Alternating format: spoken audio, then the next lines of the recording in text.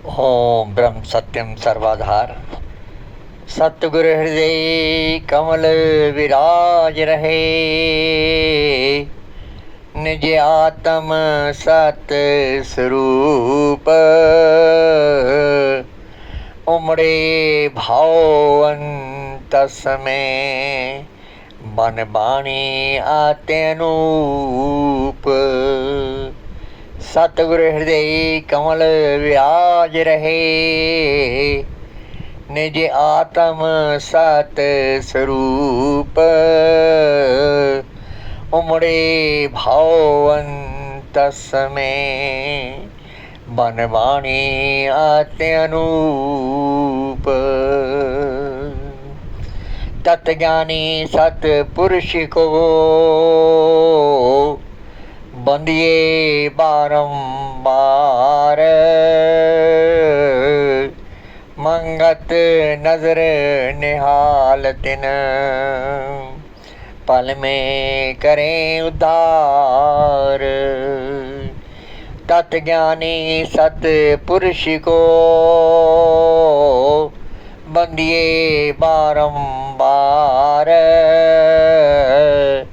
मंगत नजर निहाल तिन पल में करें उद्धार। ओम ब्रह्म सत्यम सर्वाधार। विचार माला संख्या 12। विचार साधक की साधना का स्वरूप। शब्द संख्या 60। आसन दृढ़ नित मन विचारे पुरुषार्थ चोला कफनी धारे। गुरुदेव समझाते ही कहते हैं कि आसन दृढ़ता, प्रथम तो आसन की दृढ़ता हो और उस किस प्रकार से अधिक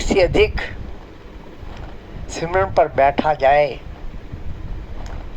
किस प्रकार से बैठने का समय अधिक से अधिक बढ़े, इस पर भी साधक को विचार करना चाहिए। पुरुषार इस चोला कफनी धारे, इसके लिए निरंतर प्रयास करना होगा, निरंतर अपने आसन को दृढ़ करना होगा, निरंतर अपने शरीर को साधना होगा। इसलिए गुरुदेव कहते हैं परहित चित्त में माला फेर। आसन की दृढ़ता किस प्रकार हो और मन में विचार किस प्रकार के उठे।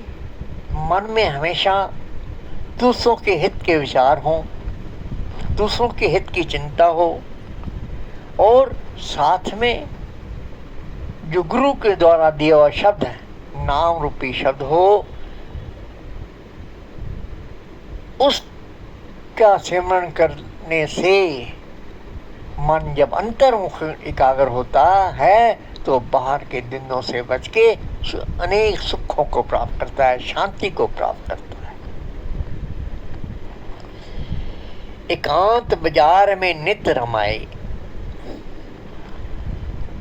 और अधिक से अधिक एकांत का सेवन करना होगा, क्योंकि साधना एकांत में ही हो सकती है।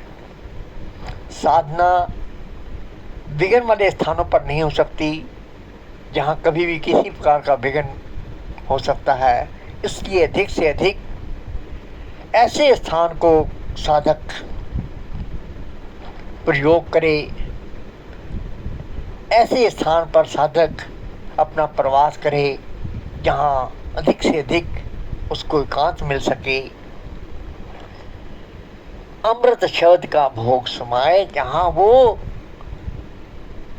शब्द स्वरूपी बीज मंत्र का निरंतर सिमरन कर सके, निरंतर उस मन, नाम और प्राणों को एकाकार कर सके। इसलिए कहते हैं अमृत शब्द का भोग। गुरु के द्वारा दिया शब्द भी अमृत होता है। क्योंकि उसी शब्द से ही जो हर जीव के अंदर अनन्नाद रूपी शब्द हो रहा है, वो उसी शब्द से ही उसको अनुभव कर सकता है। इसलिए गुरु का दिया हुआ शब्द भी अमृत ही है। तो इसलिए माँ जी कहते हैं अमृत शब्द का भोग लगा, और हर समय उस शब्द को अपने प्राणों में आहुति दे, अपने प्राणों के साथ जोड़े, अपने मन को उसके साथ एकाकार करे। द्वंद विकार का करे शिकार, और किसी प्रकार के द्वंद से कि ये ठीक है, कि ये ठीक है, ये सत्य है, कि ये सत्य है, क्या सत्य है, क्या सत्य है, इस प्रकार के जो द्वंद अंतर मन में उठते हैं, उन पर संयम प्राप्त करें, उनसे अपने मनोवृत्ति को ऊपर उठाए, उससे अपनी मनोवृत्ति को बाहर निकाले। निज घर वास पाए गुणकार किए। किस प्रकार का निज घर, अर्थात मनोवृत्ति को निरंतर अंतर्मुख ठहराने की कोशिश करते रहने से, क्योंकि द्वंद बाहर मुखी हैं। जब तक मनोवृत्ति बाहर मुखी संसार में विचरेगी, तब तक वो अनेक प्रकार के द्वंद्वों में उलझती रहेगी। तो बाहर के द्वंद्वों से बचने के लिए,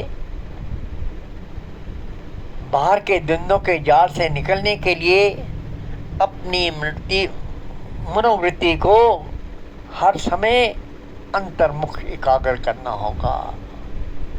तभी साधना हो सकती है। जब तक मनोवृत्ति अंतर्मुख एकाग्र नहीं होगी, तब तक साधना में उन्नति नहीं हो सकती।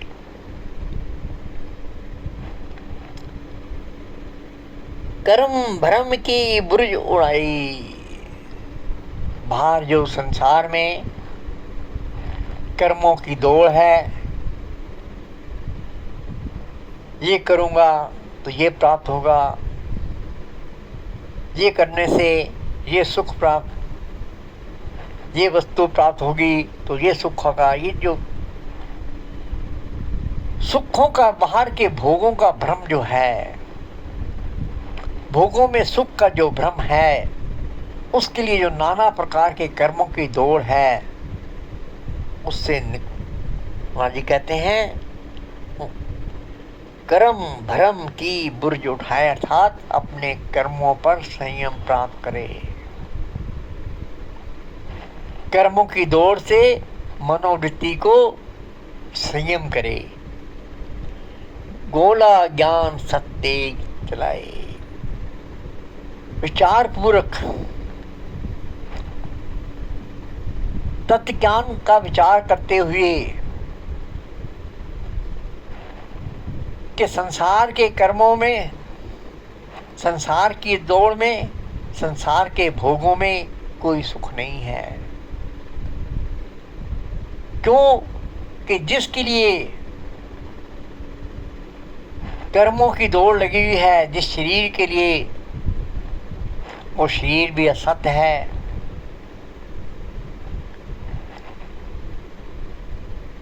और असत्य शरीर के सुख के लिए, असत्य शरीर के भोग के लिए की हुई कर्म भी सत्य नहीं हो सकते। वो कर्म मुक्ति का स्वरूप नहीं हो सकते। वो कर्म बंधन का कारण बनेंगे। वो कर्म और से और भ्रमों में उलझाएंगे। इस प्रकार निरंतर शुद्ध विचारों से ज्ञान पूर्वक विचार करते हुए अपने मन को समझा,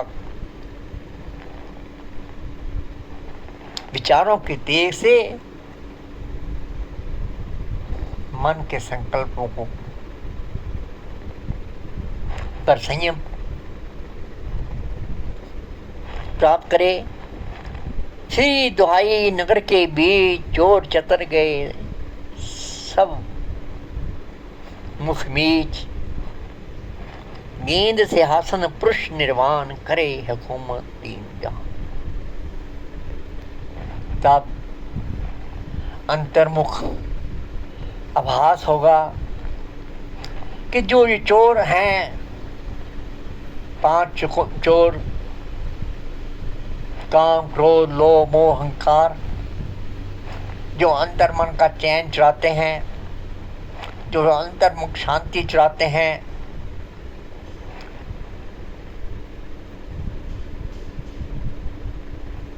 इन सब का मुख बंद हो, अर्थात इन सब से मनोवृत्ति उपराम हो जाएगी। तब क्या होगा? गैप सिंहासन। तब धीरे धीरे मनोवृत्ति अपने आत्म तत्व के साथ एकाकार होते हुए, जो आत्म तत्व जो निज स्वरूप की स्थिति है, उसको अनुभव करना शुरू करेगी, उसका आनंद लेना शुरू करेगी। जो अभी तक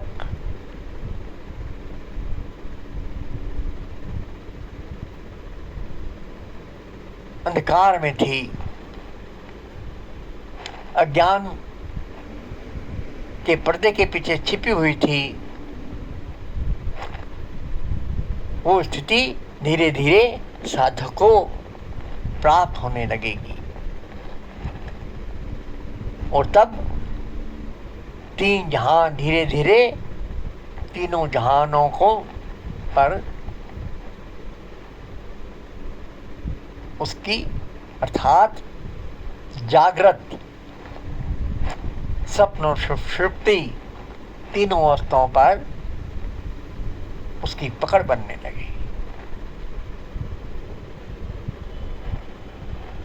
भाग्य वडाई कोई राज को पाए, अजर पुरुष मिल शोभा गाए। वो साधक बड़ा भाग्यशाली है जो साधना करके पुरुषार्थ पूर्वक निरंतर अपने आसन को दृढ़ करते हुए अपने मनोवृत्ति को अंतर्मुख एकाग्र करके अपने आत्म तत्व का सिमरन करता है और अपनी मनोवृत्ति को प्राणों के द्वारा, प्राण अपान के द्वारा अपने आत्म स्वरूप के साथ एकाकार करता है। और एकाकार करते हुए वो अवस्था, वो आनंद, जिस आनंद की उसको खोज थी, जिस आनंद शांति की उसको चाहना थी, वो आनंद प्राप्त हो जाता है। और अजर पुरुष मिल शोभा पाए, अर्थात अपनी स्थिति में स्थित होकर, अपने सत्स्वरूप में स्थित होकर अपनी शोभा स्वयं ही प्राप्त कर। तत्प्रकाश छतर सिर धारे, जो तत्व है कि मैं शरीर नहीं हूं, शरीर मेरा स्वरूप नहीं है, और जो जीव भाव का भ्रम बना हुआ था, ये सारे भ्रम नाश को प्राप्त हो जाते हैं। और तत्व प्रकाश जो आत्म तत्व है, जो वास्तव में जीव का स्वरूप है, जो वास्तव में जीव है, उसको अनुभव कर लेता है। गुरुमुख मुक्त नहीं गमन पधारे। तो गुरु का सच्चा शिष्य, जिसने अपने आप को गुरु की शिक्षा के प्रति, गुरु की दीक्षा के प्रति समर्पित कर दिया होता है, अपने जीवन को गुरु की शिक्षा में बना लेता है, और अपने मनोवृत्ति को हर समय गुरु की दी हुई विधि के द्वारा, गुरु की दी हुई युक्ति के द्वारा अपने आत्म तत्व के साथ एकाकार करके उस आत्म स्थिति को प्राप्त कर लेता है, वो फिर आवागमन के चक्कर से छूट जाता है। क्योंकि आवागमन का चक्कर शरीर के साथ, इच्छाओं और कामनाओं के साथ जुड़ा हुआ है, और इच्छाएं कामनाएं शरीर के साथ। जब शरीर का आभास ही नहीं रहा, जीव भाव का भ्रम ही नहीं रहा, तो फिर इच्छाएं और कामनाएं कहाँ रह जाएंगी, वासना कहाँ रह जाएंगी। जब सब इससे जब मनोवृत्ति प्राम होकर अपने आत्म स्वरूप के साथ एकाकार हो जाती है, अपने आत्म स्वरूप में लय हो जाती है, तो वहाँ आवागमन का संशय भी समाप्त हो जाता है। कठिन मुहिम घाले कोई संत, एक कुट महाराज जी कहते हैं, ये बड़ी कठिन मुहिम है, ये बड़ा कठिन मार्ग है, बड़ा दुर्गम मार्ग है। इस मार्ग पर चलना कोई सहज भावना आसान नहीं है। इस पर कोई विरला संत अर्थात पूर्ण रूप से गुरु की शिक्षा के प्रति समर्पित, अपनी इच्छाओं कामनाओं पर जिसने संयम प्राप्त कर लिया हो, जो शरीर की आसक्ति से जिसने अपनी मनोवृत्ति को ऊपर उठा दिया, और जो शरीर की आसक्ति जीव भाव के आभास से ऊपर उठ गया हो, जन्म जन्म के बिन से भ्रमंत, तो उसके जन्म जन्म के सारे भ्रम नाश हो जाते हैं। उठत बैठत साधे निर्वाण, और तब हर समय उसकी मनोवृत्ति अपने आत्म स्वरूप में ही लय रहती है, उठते बैठते।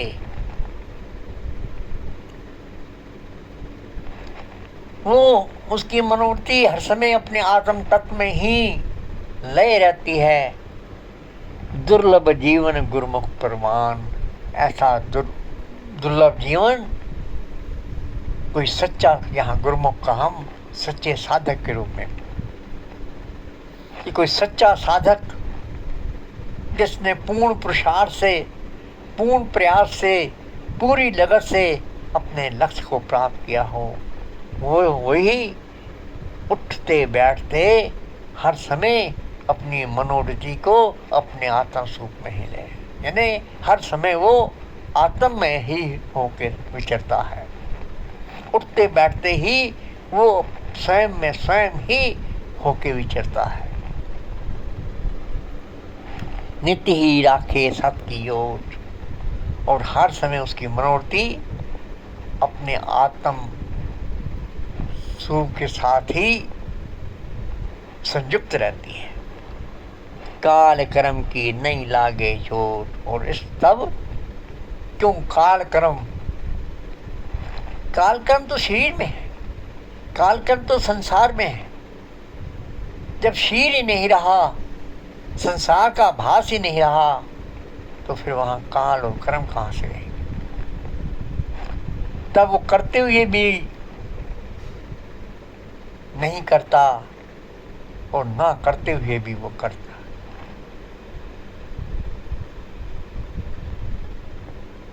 इसलिए महाराज जी कहते हैं, प्रभु का हुक्म मन तन वर्ताए, आपा मेट हर का गुण गाए। तब शरीर का भास नहीं रहा, जीव भाव का भ्रम नहीं रहा, एक अपने आत्म तत्व में ही जब मनोवृत्ति स्थित हो जाती है, तो फिर केवल आत्म तत्व की ही अनुभूति शेष रह जाती है। यहाँ गुण वर्ताने का अर्थ यही है, गुण गाने का अर्थ यही है कि हर समय मनोवृत्ति अपने आत्म स्वरूप को ही अनुभूत करती रहती है।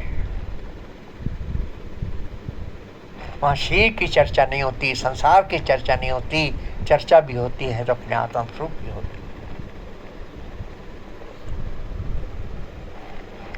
तीन अवस्था का करे त्याग, तब तीनों अवस्थाओं जागृत स्वप्न सुषुप्ति से ऊपर होकर चौथे मार्ग में रहे नितला, गुणातीत होकर के, तीनों गुणों से भी ऊपर उठ के गुणातीत होकर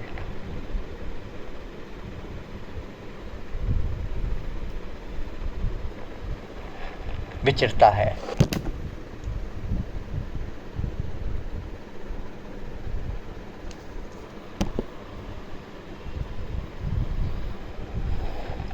बाजे अनहद परम धुनकार, नमके दामन दसवें द्वार।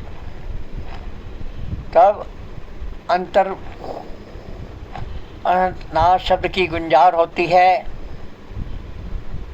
और त्रिकुटी में हर समय ज्ञान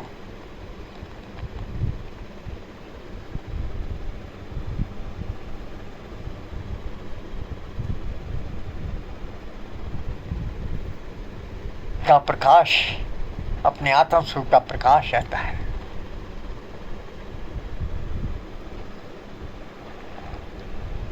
सुरत निरत का कीजे मेल, यानी आते और जाते ही प्राण अपान के साथ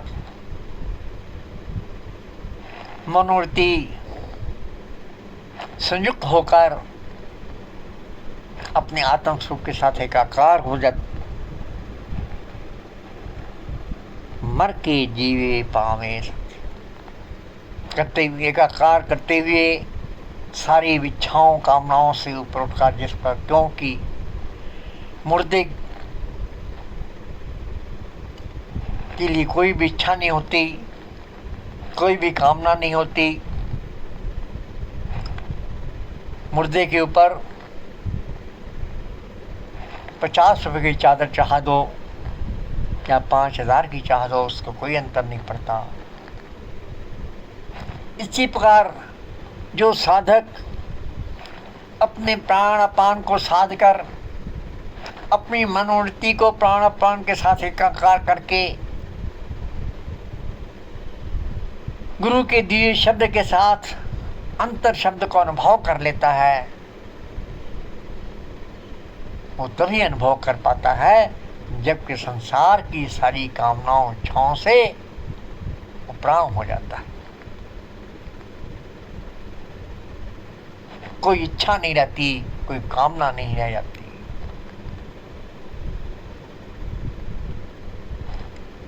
हर